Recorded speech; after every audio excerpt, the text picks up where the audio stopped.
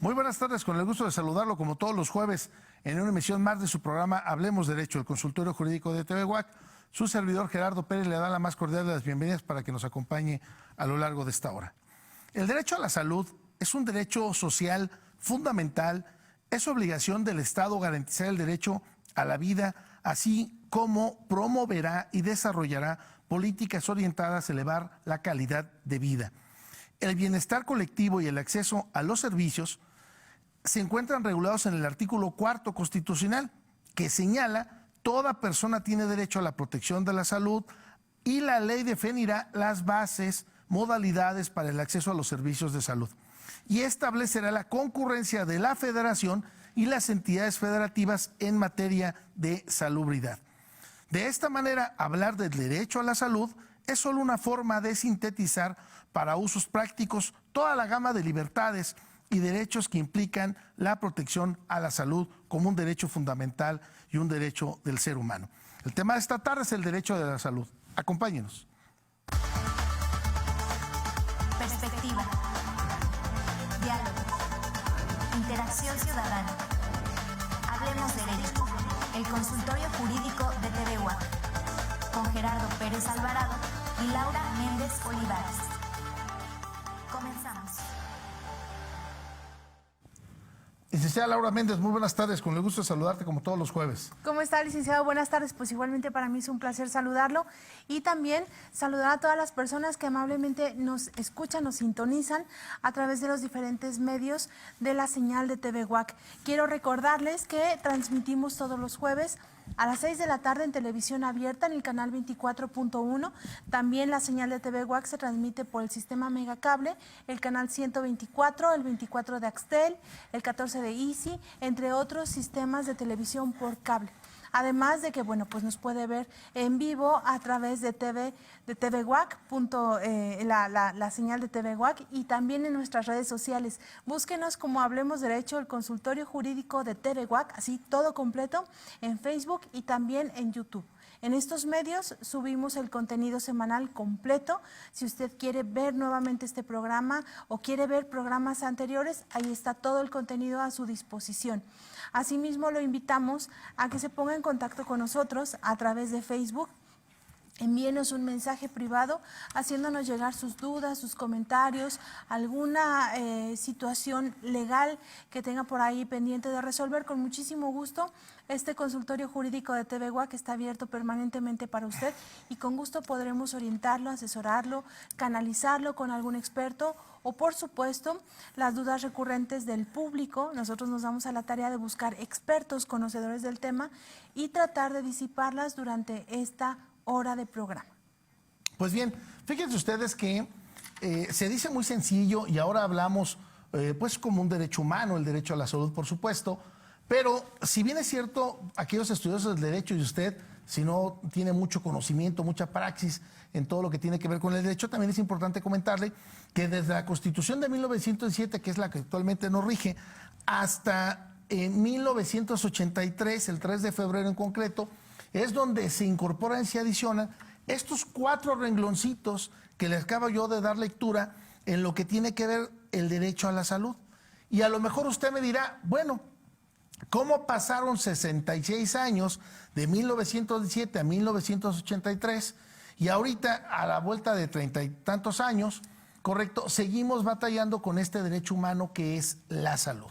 Y para ello nos dimos a la tarea de invitar a un gran especialista y estudioso del derecho y, por supuesto, gran servidor público en el área jurídica de la misma Secretaría de Salud, con quien vamos a disipar estos temas, vamos a disipar esta inquietud. Licenciada Laura Méndez, si podemos presentar a nuestro invitado para entrar en tema. Claro que sí, con mucho gusto. Les comento que el día de hoy está con nosotros a la distancia el licenciado Luis Miguel Valdés Cázares. Él es licenciado en Derecho y también maestro en Derecho. Asimismo, es perito en documentos cuestionados. Para que lo conozcan mejor, les comento que el licenciado Luis Miguel inició su carrera profesional como litigante. Posteriormente formó parte de la Procuraduría General de Justicia aquí en el Estado. Asimismo, se incorporó a la Secretaría de Salud como asesor jurídico, como jefe de Relaciones Laborales. También fungió como asesor del Seguro Popular. como titular del área jurídica de riesgos sanitarios, entre otras áreas o departamentos aquí de la Secretaría. Tiene más de 20 años de experiencia dentro del derecho sanitario y también se desempeña como docente en diferentes universidades, tanto a nivel profesional como en posgrado. Entre muchas otras actividades, en esta se ha destacado el licenciado Luis Miguel Valdés, a quien le agradecemos muchísimo que haya aceptado la invitación y que nos acompañe. Bienvenido, licenciado, buenas tardes. Hola, buenas tardes, Laura, Gerardo. Gracias por la invitación. Como siempre, es un gusto colaborar con ustedes. Y bueno, vamos a tener una hora interesante de un tema sanitario, justamente con motivo de la pandemia y todas estas cosas modernas que estamos viviendo. Va a ser interesante el programa.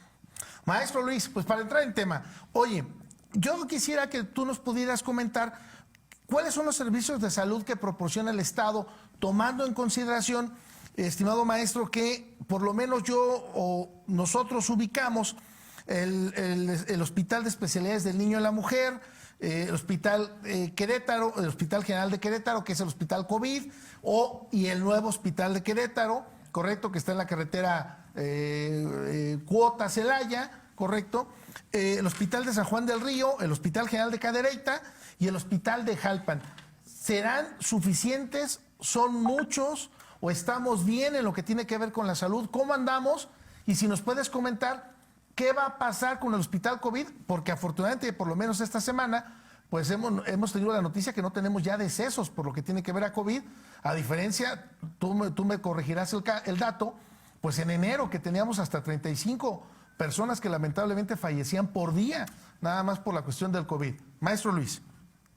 Sí, gracias, Gerardo. Efectivamente, el sistema de salud público está conformado, pues, en el estado de Querétaro, como bien dices, Hospital General Querétaro, uno en San Juan del Río, Cadereyta, Jalpan, especialidades también aquí en Querétaro. Y tenemos unidad también de oncología, que se encuentra en la parte de atrás del Hospital de Especialidades. Se complementa con un servicio de transfusión que se encuentra a un costado del Hospital General tradicional, el que está en 5 de febrero. Y bueno, ¿qué servicios se prestan? Vamos a partir de que se habla de 3 niveles de atención. El primer nivel es la atención de primera instancia, es la que se recibe en los centros de salud, por eso se llama primer nivel. Segundo nivel de atención corresponde a los hospitales que acabas de mencionar. Y en el caso de Querétaro no tenemos ningún solo hospital de tercer nivel. Los hospitales de tercer nivel son los que se denominan de alta especialidad. Por un ejemplo de ellos pudiera ser el Instituto Nacional de Pediatría, el de Neonatología que se encuentra en la Ciudad de México. Esos son hospitales de tercer nivel. Entonces, Querétaro cuenta con primer nivel y segundo nivel de atención. Me preguntabas acerca del Hospital General de Querétaro, el tradicional, digámoslo así, el que se encuentra en 5 de febrero. Efectivamente, la Federación, con motivo de la emergencia sanitaria, porque acuérdense que la pandemia genera una emergencia sanitaria, se habilitó, se le llama conversión COVID, donde se presenta equipo, camas, insumos en general, médicos especialistas, para tratar la enfermedad del COVID-19. Como bien dices, y como lo ha dicho la vocería de Gobierno del Estado, los casos han disminuido y hemos llegado a días de 0 casos. Está presentándose, por lo menos en el Estado, una remisión, es decir, una baja en los casos generales, y por eso es por lo que el Hospital General tradicional, el de 5 de febrero, pues ahorita está prácticamente vacío. Sin embargo, una estrategia que se tiene por parte de la Secretaría de Salud del Estado, y justamente con motivo al derecho de la salud que tienen las personas, entendiendo el derecho a la salud como el derecho a recibir atención médica. Entonces, cumpliendo ese derecho a la salud, el Hospital General de Querétaro, hasta nuevo aviso, seguirá funcionando como hospital COVID. El hospital del IMSS aquí en Querétaro ya empezó a hacer desconversión COVID. No, Querétaro, Hospital General 5 de febrero, seguirá siendo hospital COVID, previendo, que esperemos no suceda, una alza de casos o alguna situación anormal. Entonces, aunque vamos muy bien en el estado, el comportamiento social ha sido bueno, se quedará como hospital COVID en vía de mientras. Y haces una pregunta muy difícil de responder, si son muchos, son pocos, son suficientes. yo creo que en materia de salud nunca se tienen los suficientes hospitales, los suficientes médicos, centros de salud y medicinas. Desgraciadamente la población está creciendo, en el estado de Querétaro ha crecido mucho y se demandan muchos servicios médicos.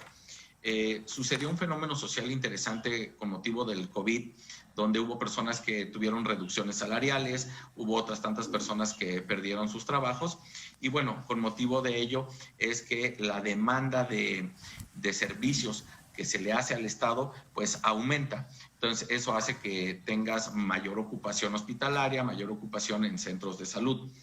Entonces hay que recordar pues que el sistema estatal de salud está conformado de esa manera, pero hay una cosa que viene en la Ley General de Salud que se llama Sistema Federal Sanitario o el Sistema Nacional de Salud, y en ese lo conforman también los particulares y en conjunto con las instituciones públicas. Así es, Gerardo, Laura. Oye, estimado maestro, fíjate que hay una inquietud que a mí me gustaría que pudiéramos ir desmenuzando un poco. Yo sé que tu formación, por supuesto, es de licenciado en Derecho, eres abogado, pero me imagino que pues ya con tu expertise y ser abogado de la misma Secretaría de Salud, pues te ha permitido verificar o saber cuáles son las enfermedades más complicadas que tenemos en nuestro estado y que a su vez pues trae una complicación en lo que tiene que ver con el recurso económico, en lo que tiene que ver con la misma atención, porque pues incluso si nos fuéramos a la literalidad del derecho, pues se dice, licenciada Laura, en el Código Civil, que habrá impedimentos para contraer matrimonio a aquellos que tengan enfermedades degenerativas, hereditarias, etcétera, etcétera. Y entonces, a lo mejor se me ocurre, la licenciada Laura, ella se va a casar, pero yo me entero que su prospecto, su novio, paréntesis, no tiene novio, nada, ni la estoy comprometiendo, tampoco. Entonces, se me entero que tiene diabetes. Entonces yo le digo, no, yo me voy a oponer porque es una enfermedad contagiosa, hereditaria. Sabedores de esta situación, maestro, y tomando en consideración que el acceso a la salud debe ser oportuno, por supuesto, aceptable, correcto, asequible, como un derecho humano, ¿cuáles son las enfermedades que tienen más complicación para nosotros los queretanos? Para ponernos en ello, yo sé que la obesidad es una de ellas y ya vamos a aplicarnos a ello. Y dos, ¿por qué y qué hago si no tengo para pagar en estos hospitales que me proporciona el servicio del Estado? ¿A quién acudo? ¿A quién acudo? ¿Qué tengo que hacer? Ok, perfecto. Son varias preguntas. Las enfermedades, las que más se aquejan en Querétaro, efectivamente, como bien dices, son las crónico-degenerativas, lo que es diabetes, hipertensión, obesidad y todas aquellas aparejadas. ¿Qué es lo que pasa? El gasto de salud público es muy grande, representa un tema presupuestal bastante serio, y cuando existía el Seguro Popular, había un apartado incluso que se denominaba gastos catastróficos. Y en gastos catastróficos entraba todas estas enfermedades crónico-degenerativas que acabo de enunciar, y cáncer, en el caso del cérvico uterino, son los de mayor prevalencia, la mayor cantidad de casos que se da. Entonces, desde el punto de vista jurídico y presupuestal, a eso se le denominaba gastos catastróficos, entendiendo como catástrofe, es decir, porque una familia, una persona, cualquiera de nosotros, tener una enfermedad de estos va minando la economía familiar y se convierte en un gasto, como dice su nombre, catastrófico, un gasto fuerte que daña la economía familiar. Entonces, por eso es por lo que son las enfermedades que representan la mayor número de casos y el mayor gasto familiar, y en este caso también para el Estado. Eso es lo que sucede. Ahora, cuando se recibe atención en los hospitales públicos en el estado de Querétaro, ¿qué es lo que sucede? Se recibe la atención y existe un estudio socioeconómico que hace el personal de trabajo social. Mi recomendación para las personas es: hagan el estudio socioeconómico. Es la mejor forma de que el Estado se entere cuál es la situación. no está obligado el ciudadano a tener suficiente dinero para realizar los pagos o las cuotas de recuperación que se establecen. No es necesario tener dinero, ni es obligatorio tenerlo. Lo que sí es obligatorio es cumplir con este estudio socioeconómico para que de esa manera se determine la capacidad de la persona e incluso pueda tener la exención de los servicios. Entonces, es importante no darle la vuelta, porque hay personas que se esconden del personal de trabajo social, se esconden pensando que tener la entrevista con ellos es malo, y por el contrario, es la mejor forma en que ellos demuestran la situación socioeconómica por la que están atravesando en ese momento. Y en estos momentos, todo el año pasado ha sido muy difícil para la economía de los mexicanos y en lo de los queretanos. Entonces, con mayor razón, si vas a obtener un servicio, una atención médica en una institución pública, en el caso de las de Secretaría de Salud, acude con el trabajador o trabajadora social que te atienda y manifiesta cuál es tu circunstancia. Entendemos que es complicado y ellos hacen una calificación de la situación económica de esa familia e incluso se obtiene la gratuidad en los servicios. Entonces hay que tener confianza en esa parte y sí hacer la entrevista de trabajo social. Creo que esa es la clave. Okay. Por otra parte, sí. Como bien dices, la Constitución no habla que sea gratuito. En ningún lado dice que el derecho o el acceso a los servicios de salud deban de ser gratuitos. No lo dice en ninguna parte. Sin embargo, históricamente se manejaba que la Secretaría de Salud proporcionaba los servicios médicos a aquellas personas que no tenían derecho a biencia, es decir, los que no conformaban parte del IMSS o del ISSSTE. La derechohabiencia era de ese lado y las personas, los personas que no tenían ese tipo de prestación acudían a Secretaría de Salud, era para la población abierta. Y bueno, recordando nada más rápido, la beneficencia pública desde hace muchísimos años establecieron un catálogo, es decir, le pusieron precio o le pusieron una tabulación a los actos médicos y son varios niveles y obviamente el nivel más bajo pues es gratuidad. Entonces, en el caso de Querétaro, se manejó hace muchos años, después entró Seguro Popular y bueno, ahorita pues está el INSABI. Y el manejo básicamente es el mismo en todos los esquemas, donde, insisto, sí vale la pena platicar con el personal de trabajo social al respecto de la situación socioeconómica. No es pecado, no es malo, no es ilegal no tener el recurso para pagar el servicio médico. Lo que sí creo que se vale es hacérselo saber al trabajador social para que pueda hacer la valoración y desde el punto de vista administrativo y jurídico nosotros tener completos ese trámite. Ok.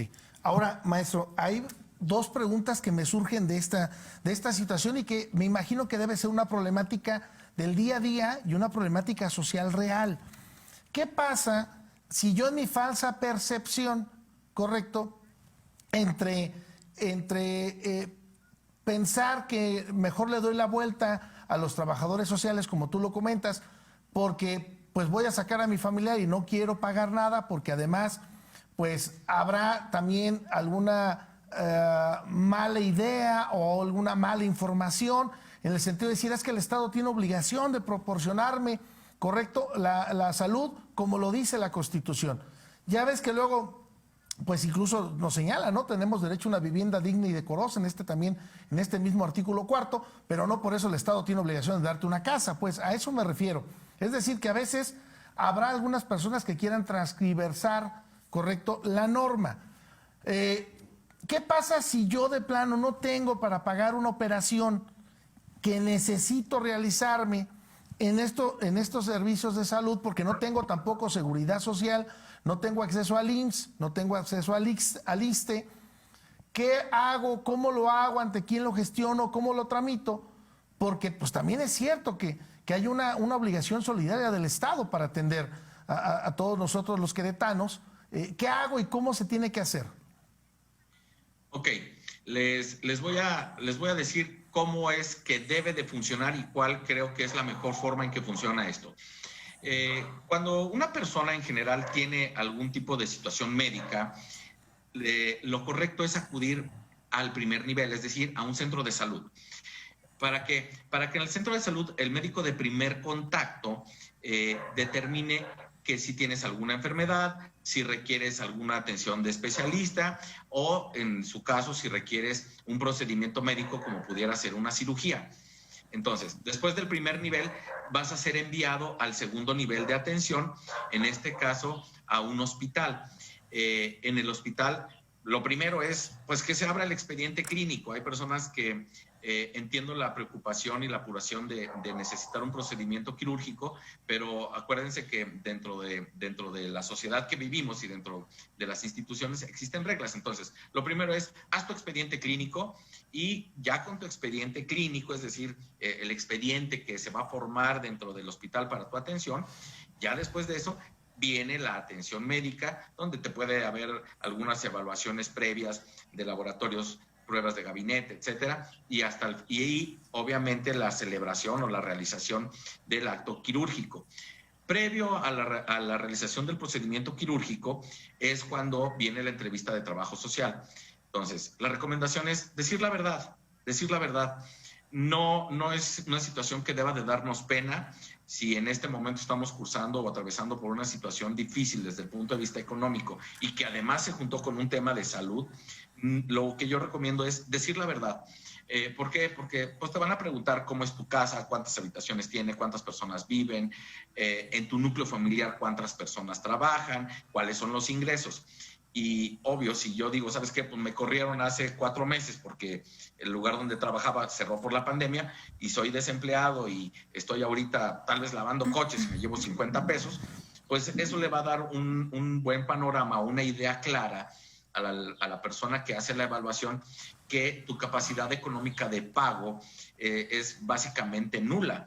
Es tirando yéndose hacia el lado de la exención, porque resulta ser imposible que una persona que gane 70, 80 pesos, que tiene 2, 3 hijos, una esposa, y que la esposa tal vez también vende algo ahí en la colonia, pues va a ser imposible pagar una cirugía. Entonces, mi recomendación es decir la verdad en esa entrevista.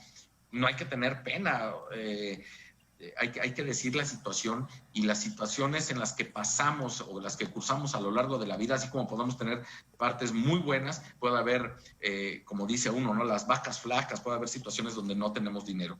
Pero el acto quirúrgico, el procedimiento, la atención médica se otorga independientemente de contar o no con la solvencia económica para solventar o para poder pagarlo. Ok, licenciada Laura Méndez, ¿ibas a comentar? Sí, maestro, bueno, relacionado con este tema, se comunicó con nosotros un colega abogado que tiene una situación referente a lo que está comentando en este momento, que creo que comparten muchos profesionistas hoy en día. Es decir, hay muchas personas que ejercemos nuestra profesión de manera independiente, que no necesariamente tenemos una relación laboral con un patrón y no necesariamente tenemos este tipo de prestaciones como de seguridad social. Estas personas que entramos dentro de esta circunstancia particular, ¿de qué manera es que el Estado garantiza el derecho a la salud? Y no solamente con respecto a cuestiones de urgencia, porque a lo mejor si es una situación urgente, pues sabemos que podemos acudir a alguna institución pública y por la naturaleza de la cuestión urgente, pues se le brindará la atención. Pero, por ejemplo, el día a día, una enfermedad no grave, es decir, cuestiones de salud cotidianas o incluso tratamientos médicos o suministrar medicamentos, ¿de qué manera es que el Estado garantiza este derecho, particularmente, maestro, a este grupo de personas que son independientes, que son personas productivas, pero realmente no tienen derecho o no son derechohabientes de la seguridad social? Correcto, es muy buena la pregunta. Como bien comentas, el gremio de los abogados, cuando uno litiga de manera independiente, pues no hay patrón, no hay prestaciones de esa naturaleza Y el mejor ejemplo, bueno, lo diste muy bueno, como todos nosotros somos abogados, lo entendemos muy bien, pero sucede con muchísimas profesiones y también sucede con un buen número de personas que, aunque no sean profesionistas, tienen un oficio o tienen alguna actividad remunerada, pues, pero que la ejercen de manera libre. Para esos efectos, de acuerdo a la ley, existen dos formas de garantizar el acceso a los servicios médicos, que es lo que llamamos el derecho a la salud. Digamos que existen dos mecanismos. Uno de ellos es el que venimos hablando ahorita, que son los servicios que presta el Estado a través de la Secretaría de Salud o sus equivalentes en cualquier otro estado o incluso a nivel federal. Ese sería el primer mecanismo. Y que ya dijimos, pues hay que acudir a atención a primer nivel y después, si se requiere, segundo nivel, y en aquellos casos, no sé, una persona que tenga una afección cardíaca puede acabar en el Instituto Nacional de Cardiología, que sería un tercer nivel de atención, o sea, un servicio de alta especialidad que se denomina. Entonces, ese es el primer mecanismo que el Estado mexicano, entendiéndolo pues la nación mexicana, tiene para garantizar ese acceso, ese derecho a la salud o el acceso a los servicios médicos. La segunda forma o el segundo mecanismo para tener el derecho a la salud o el acceso a la salud pública para aquellas personas que no coticen a través de una relación laboral o que no tengan esa prestación a través de una relación laboral o contractual pues con un patrón, es a través del mismo Instituto Mexicano del Seguro Social. Acuérdense que estar afiliado y recibir los servicios médicos del Instituto Mexicano del Seguro Social no necesariamente tiene que ser a través de una relación de suprasubordinación entre un patrón y un trabajador. Una persona que ejerce una profesión, un oficio o alguna actividad de manera libre, él puede de manera autónoma, es decir, él solo por sí, solicitar una inscripción en el Instituto Mexicano del Seguro Social, que se le llama seguro facultativo, en donde tú haces tu aportación, tú haces tu pago y tienes todos los derechos médicos, al igual que una persona que tenga una relación contractual, y así es como obtenga el servicio del IMSS.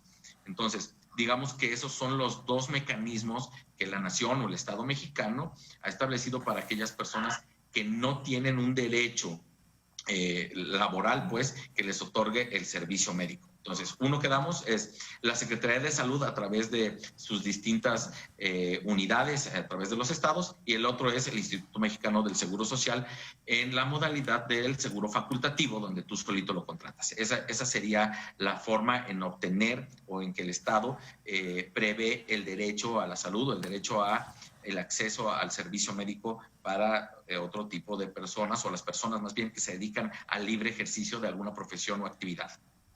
Maestro Luis, nos quedan desafortunadamente un par de minutos para irnos al primer cierre, al primer bloque.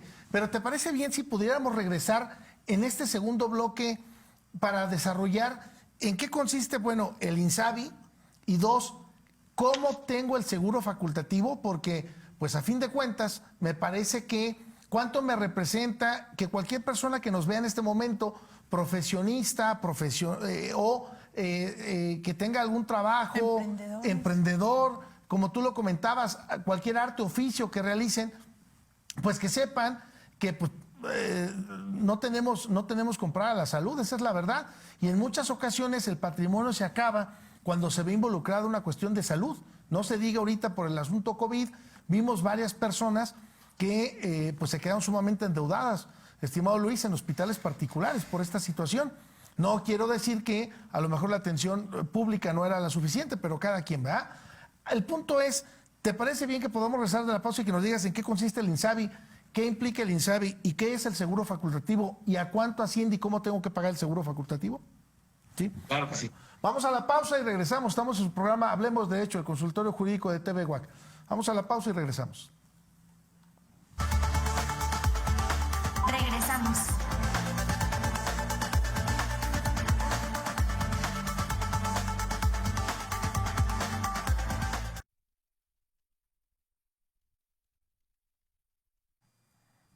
Muy buenas tardes, con el gusto de saludarlo como todos los jueves en una emisión más de su programa Hablemos Derecho, el consultorio jurídico de TV WAC. Su servidor Gerardo Pérez le da la más cordial de las bienvenidas para que nos acompañe a lo largo de esta hora. El derecho a la salud es un derecho social fundamental. Es obligación del Estado garantizar el derecho a la vida, así como promoverá y desarrollará políticas orientadas a elevar la calidad de vida. El bienestar colectivo y el acceso a los servicios se encuentran regulados en el artículo 4 constitucional, que señala: toda persona tiene derecho a la protección de la salud, y la ley definirá las bases, modalidades para el acceso a los servicios de salud y establecerá la concurrencia de la Federación y las entidades federativas en materia de salubridad. De esta manera, hablar del derecho a la salud es solo una forma de sintetizar para usos prácticos toda la gama de libertades y derechos que implican la protección a la salud como un derecho fundamental y un derecho del ser humano. El tema de esta tarde es el derecho de la salud. Acompáñenos. Perspectiva. Diálogo. Interacción ciudadana. Hablemos derecho. El consultorio jurídico de TV UAC. Con Gerardo Pérez Alvarado y Laura Méndez Olivares. Comenzamos. Licenciada Laura Méndez, muy buenas tardes. Con el gusto de saludarte como todos los jueves. ¿Cómo está, licenciado? Buenas tardes. Pues igualmente para mí es un placer saludarlo y también saludar a todas las personas que amablemente nos escuchan, nos sintonizan a través de los diferentes medios de la señal de TV UAC. Quiero recordarles que transmitimos todos los jueves a las 6 de la tarde en televisión abierta en el canal 24.1. También la señal de TV UAC se transmite por el sistema Megacable, el canal 124, el 24 de Axtel, el 14 de Easy, entre otros sistemas de televisión por cable. Además de que, bueno, pues nos puede ver en vivo a través de TV UAC, la señal de TV UAC, y también en nuestras redes sociales. Búsquenos como Hablemos Derecho, el consultorio jurídico de TV UAC, así todo completo, en Facebook y también en YouTube. En estos medios subimos el contenido semanal completo. Si usted quiere ver nuevamente este programa o quiere ver programas anteriores, ahí está todo el contenido a su disposición. Asimismo, lo invitamos a que se ponga en contacto con nosotros a través de Facebook. Envíenos un mensaje privado haciéndonos llegar sus dudas, sus comentarios, alguna situación legal que tenga por ahí pendiente de resolver. Con muchísimo gusto, este consultorio jurídico de TV UAC está abierto permanentemente para usted y con gusto podremos orientarlo, asesorarlo, canalizarlo con algún experto o, por supuesto, las dudas recurrentes del público. Nosotros nos damos a la tarea de buscar expertos conocedores del tema y tratar de disiparlas durante esta hora de programa.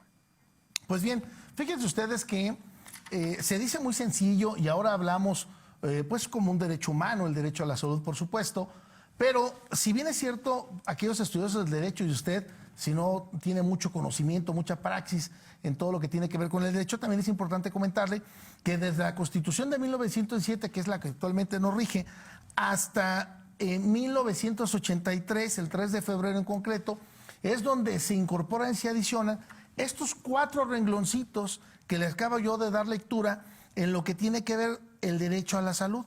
Y a lo mejor usted me dirá, bueno, ¿cómo pasaron 66 años de 1917 a 1983 y ahorita a la vuelta de 30 y tantos años, correcto, seguimos batallando con este derecho humano que es la salud?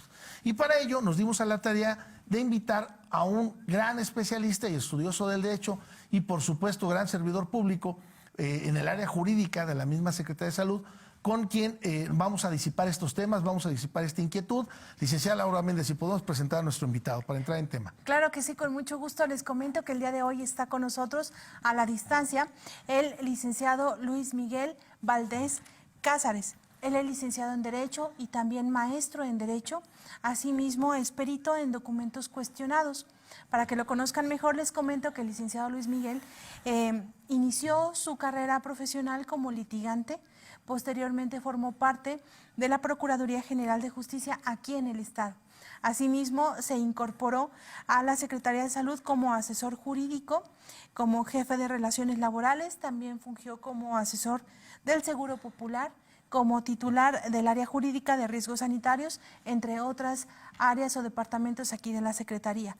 Tiene más de 20 años de experiencia dentro del derecho sanitario y también se desempeña como docente en diferentes universidades, tanto a nivel profesional como en posgrado.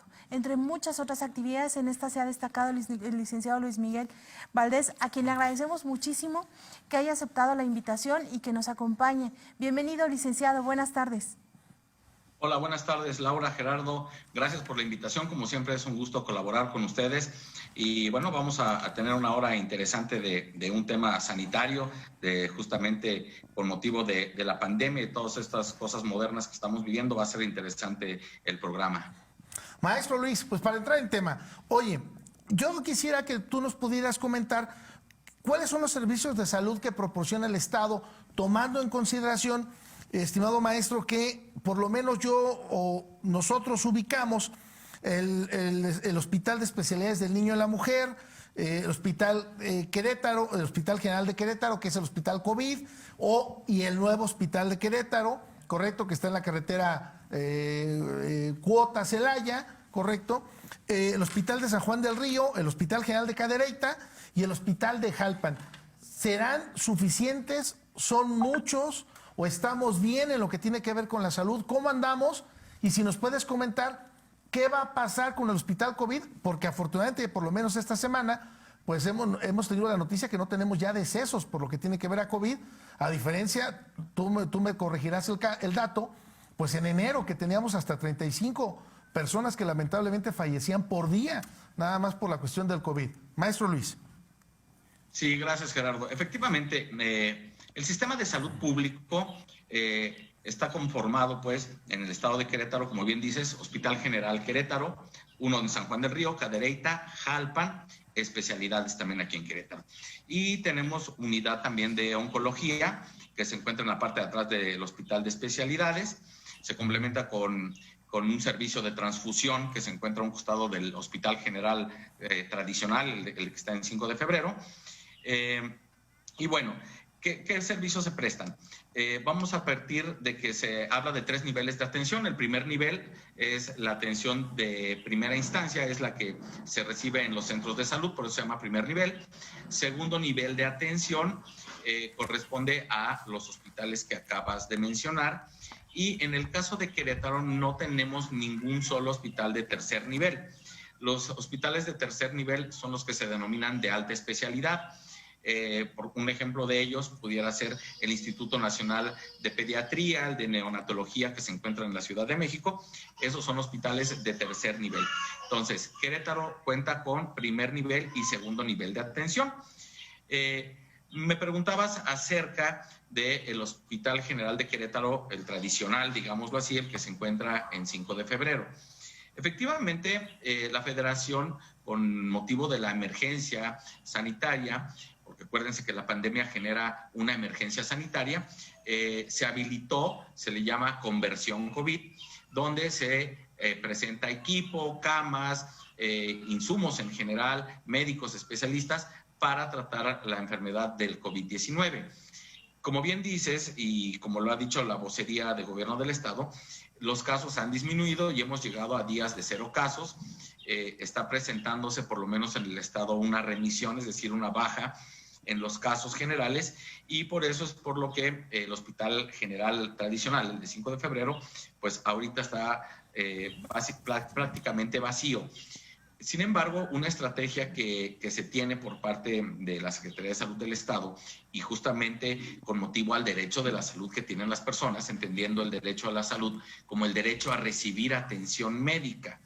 Entonces, cumpliendo ese derecho a la salud, el Hospital General de Querétaro, hasta nuevo aviso, seguirá funcionando como hospital COVID. El hospital del IMSS aquí en Querétaro ya empezó a hacer desconversión COVID. No, Querétaro, Hospital General 5 de febrero, seguirá siendo hospital COVID, previendo, que esperemos no suceda, una alza de casos o alguna situación anormal. Entonces, aunque vamos muy bien en el estado, el comportamiento social ha sido bueno, se quedará como hospital COVID en vía de mientras. Y haces una pregunta muy difícil de responder, si son muchos, son pocos, son suficientes. yo creo que en materia de salud nunca se tienen los suficientes hospitales, los suficientes médicos, centros de salud y medicinas. Desgraciadamente la población está creciendo, en el estado de Querétaro ha crecido mucho y se demandan muchos servicios médicos.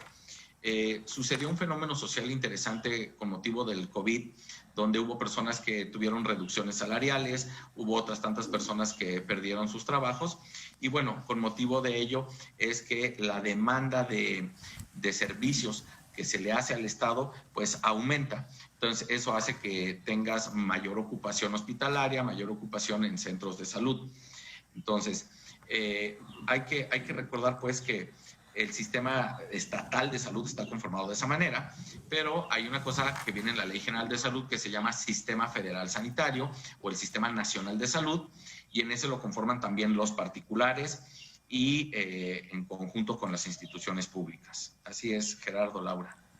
Oye, estimado maestro, fíjate que hay una inquietud que a mí me gustaría que pudiéramos ir desmenuzando un poco. Yo sé que tu formación, por supuesto, es de licenciado en Derecho, eres abogado, pero me imagino que pues ya con tu expertise y ser abogado de la misma Secretaría de Salud, pues te ha permitido verificar o saber cuáles son las enfermedades más complicadas que tenemos en nuestro estado y que a su vez pues trae una complicación en lo que tiene que ver con el recurso económico, en lo que tiene que ver con la misma atención, porque pues incluso si nos fuéramos a la literalidad del derecho, pues se dice, licenciada Laura, en el Código Civil, que habrá impedimentos para contraer matrimonio a aquellos que tengan enfermedades degenerativas, hereditarias, etcétera, etcétera. Y entonces, a lo mejor se me ocurre, la licenciada Laura, ella se va a casar, pero yo me entero que su prospecto, su novio, paréntesis, no tiene novio, nada, ni la estoy comprometiendo, tampoco.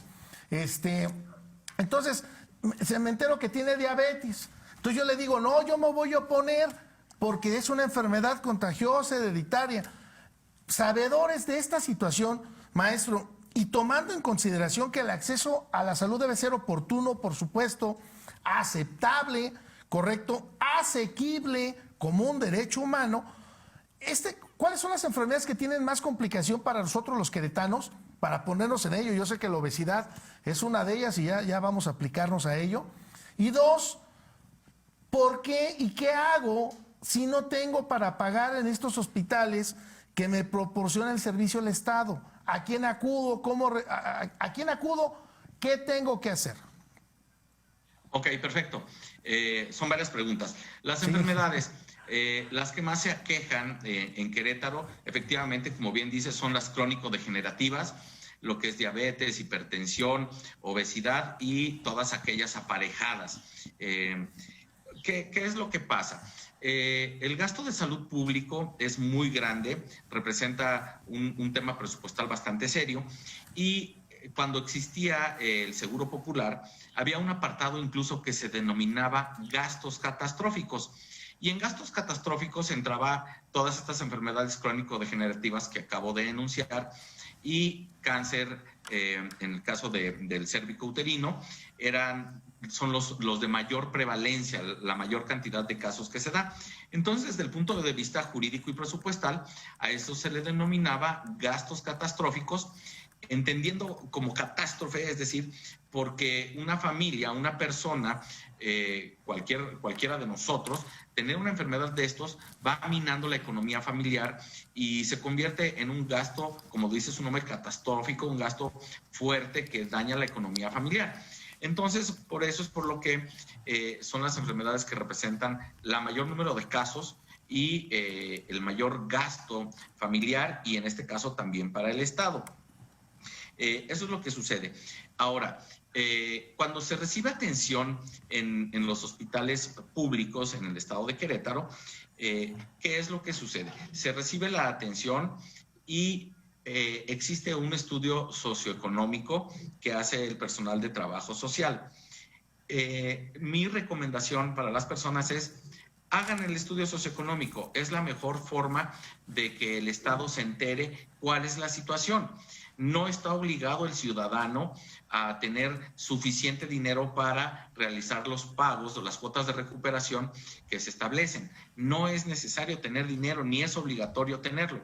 Lo que sí es obligatorio es cumplir con este estudio socioeconómico para que de esa manera se determine la capacidad de la persona e incluso pueda tener la exención de los servicios.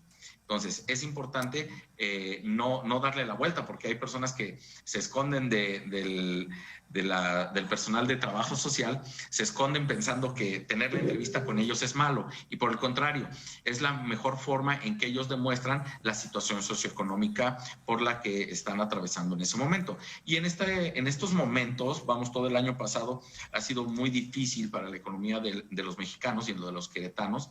Entonces, con mayor razón, si vas a obtener un servicio, una atención médica en una institución pública, en el caso de las de Secretaría de Salud, acude con el trabajador o trabajadora social que te atienda y manifiesta cuál es tu circunstancia.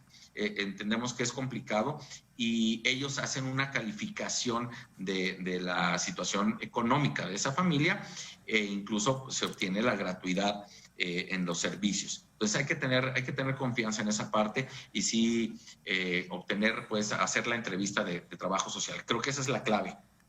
Okay. Por otra parte, sí. Como bien dices, la Constitución no habla que sea gratuito. En ningún lado dice que el derecho o el acceso a los servicios de salud deban de ser gratuitos. No lo dice en ninguna parte. Sin embargo, históricamente se manejaba que la Secretaría de Salud proporcionaba los servicios médicos a aquellas personas que no tenían derecho a biencia, es decir, los que no formaban parte del IMSS o del ISSSTE. La derechohabiencia era de ese lado, y las personas, los personas que no tenían ese tipo de prestación acudían a Secretaría de Salud, era para la población abierta.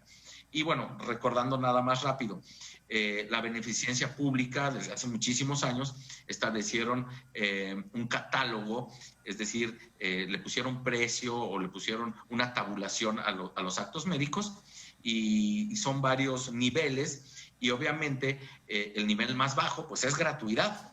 Entonces, en el caso de Querétaro, se manejó hace muchos años, después entró Seguro Popular, y bueno, ahorita pues está el INSABI. Y el manejo básicamente es el mismo en todos los esquemas, donde, insisto, sí vale la pena platicar con el personal de trabajo social al respecto de la situación socioeconómica.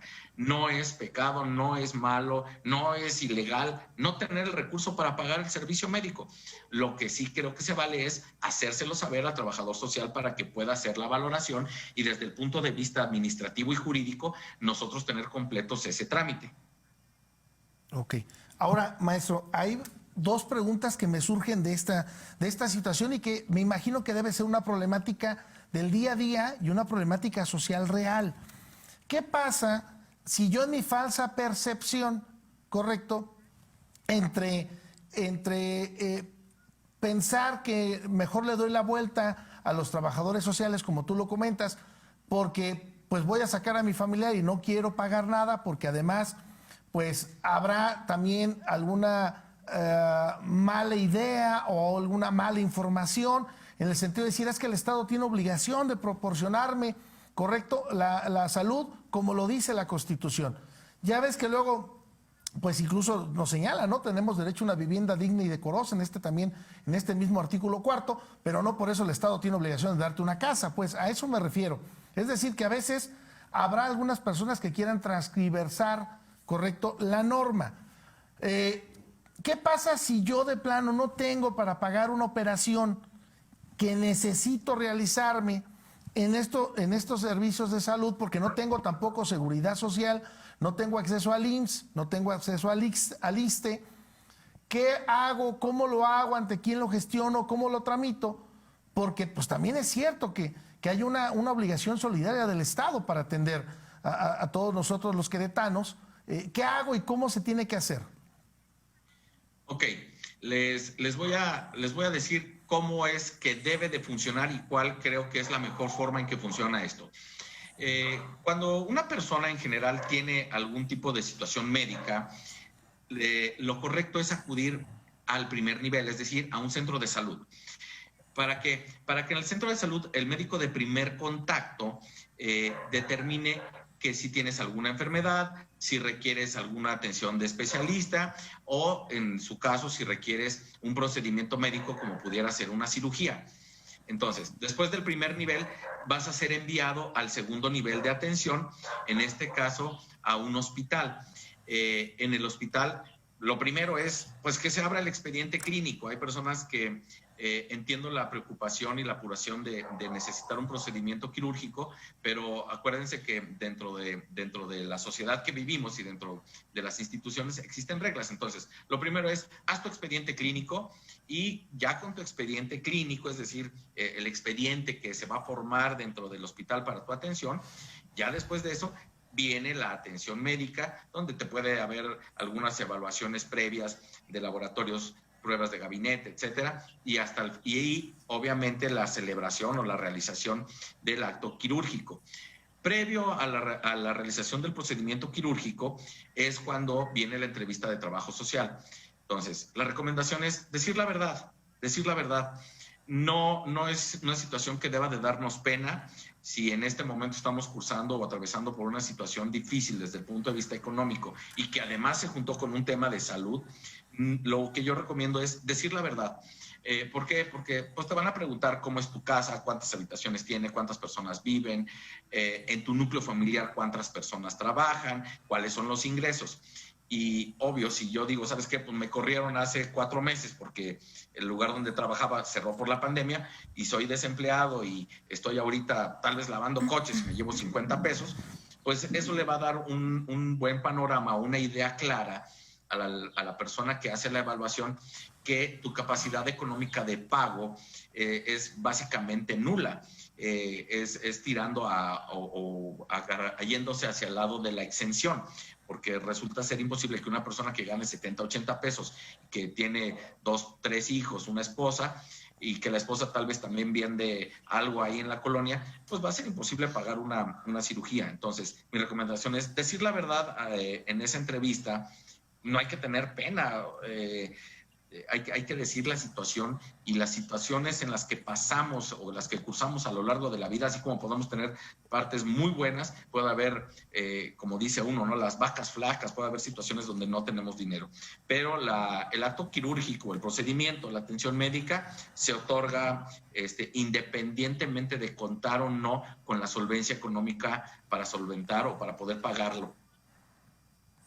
Ok, licenciada Laura Méndez, ¿ibas a comentar? Sí, maestro. Bueno, relacionado con este tema, se comunicó con nosotros un colega abogado que tiene una situación referente a lo que está comentando en este momento, que creo que comparten muchos profesionistas hoy en día. Es decir, hay muchas personas que ejercemos nuestra profesión de manera independiente, que no necesariamente tenemos una relación laboral con un patrón y no necesariamente tenemos este tipo de prestaciones como de seguridad social.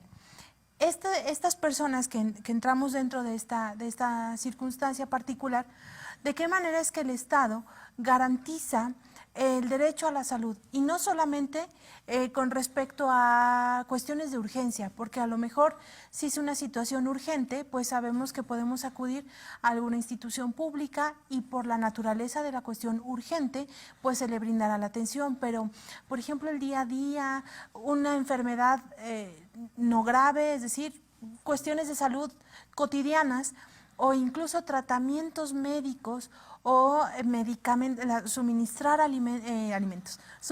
medicamentos, ¿de qué manera es que el Estado garantiza este derecho particularmente, maestro, a este grupo de personas que son independientes, que son personas productivas, pero realmente no tienen derecho o no son derechohabientes de la seguridad social?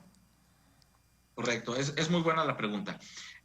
Como bien comentas, el gremio de los abogados, cuando uno litiga de manera independiente, pues no hay patrón, no hay prestaciones de esa naturaleza Y el mejor ejemplo, bueno, lo diste muy bueno, como todos nosotros somos abogados, lo entendemos muy bien, pero sucede con muchísimas profesiones y también sucede con un buen número de personas que, aunque no sean profesionistas, tienen un oficio o tienen alguna actividad remunerada, pues, pero que la ejercen de manera libre. Para esos efectos, de acuerdo a la ley, existen dos formas de garantizar el acceso a los servicios médicos, que es lo que llamamos el derecho a la salud. Digamos que existen dos mecanismos. Uno de ellos es el que venimos hablando ahorita, que son los servicios que presta el Estado a través de la Secretaría de Salud o sus equivalentes en cualquier otro estado o incluso a nivel federal. Ese sería el primer mecanismo, y que ya dijimos, pues hay que acudir a atención a primer nivel y después, si se requiere, segundo nivel, y en aquellos casos, no sé, una persona que tenga una afección cardíaca puede acabar en el Instituto Nacional de Cardiología, que sería un tercer nivel de atención, o sea, un servicio de alta especialidad que se denomina. Entonces, ese es el primer mecanismo que el Estado mexicano, entendiéndolo pues la nación mexicana, tiene para garantizar ese acceso, ese derecho a la salud o el acceso a los servicios médicos. La segunda forma o el segundo mecanismo para tener el derecho a la salud o el acceso a la salud pública para aquellas personas que no coticen a través de una relación laboral o que no tengan esa prestación a través de una relación laboral o contractual pues con un patrón, es a través del mismo Instituto Mexicano del Seguro Social. Acuérdense que estar afiliado y recibir los servicios médicos del Instituto Mexicano del Seguro Social no necesariamente tiene que ser a través de una relación de suprasubordinación entre un patrón y un trabajador. Una persona que ejerce una profesión, un oficio o alguna actividad de manera libre, él puede de manera autónoma, es decir, él solo por sí, solicitar una inscripción en el Instituto Mexicano del Seguro Social, que se le llama seguro facultativo, en donde tú haces tu aportación, tú haces tu pago y tienes todos los derechos médicos, al igual que una persona que tenga una relación contractual, y así es como obtenga el servicio del IMSS. Entonces, digamos que esos son los dos mecanismos que la nación o el Estado mexicano ha establecido para aquellas personas que no tienen un derecho laboral, pues, que les otorgue el servicio médico. Entonces, uno que damos es la Secretaría de Salud a través de sus distintas unidades, a través de los estados, y el otro es el Instituto Mexicano del Seguro Social en la modalidad del seguro facultativo, donde tú solito lo contratas. Esa sería la forma en obtener o en que el Estado prevé el derecho a la salud o el derecho a el acceso al servicio médico para otro tipo de personas, o las personas más bien que se dedican al libre ejercicio de alguna profesión o actividad. Maestro Luis, nos quedan desafortunadamente un par de minutos para irnos al primer cierre, al primer bloque. Pero ¿te parece bien si pudiéramos regresar en este segundo bloque para desarrollar en qué consiste, bueno, el INSABI, y dos, cómo obtengo el seguro facultativo? Porque, pues a fin de cuentas, me parece que cuánto me representa que cualquier persona que nos vea en este momento, profesionista, que tenga algún trabajo, emprendedor, como tú lo comentabas, cualquier arte, oficio que realicen, pues que sepan que pues, no tenemos comprada la salud, esa es la verdad. Y en muchas ocasiones el patrimonio se acaba cuando se ve involucrada una cuestión de salud. No se diga ahorita por el asunto COVID, vimos varias personas que pues se quedaron sumamente endeudadas, estimado Luis, en hospitales particulares por esta situación. No quiero decir que a lo mejor la atención pública no era la suficiente, pero cada quien, ¿verdad? El punto es, ¿te parece bien que podamos regresar de la pausa y que nos digas en qué consiste el INSABI, qué implica el INSABI y qué es el seguro facultativo y a cuánto asciende y cómo tengo que pagar el seguro facultativo? ¿Sí? Claro que sí. Vamos a la pausa y regresamos. Estamos en su programa Hablemos de Derecho, el consultorio jurídico de TV WAC. Vamos a la pausa y regresamos. Regresamos.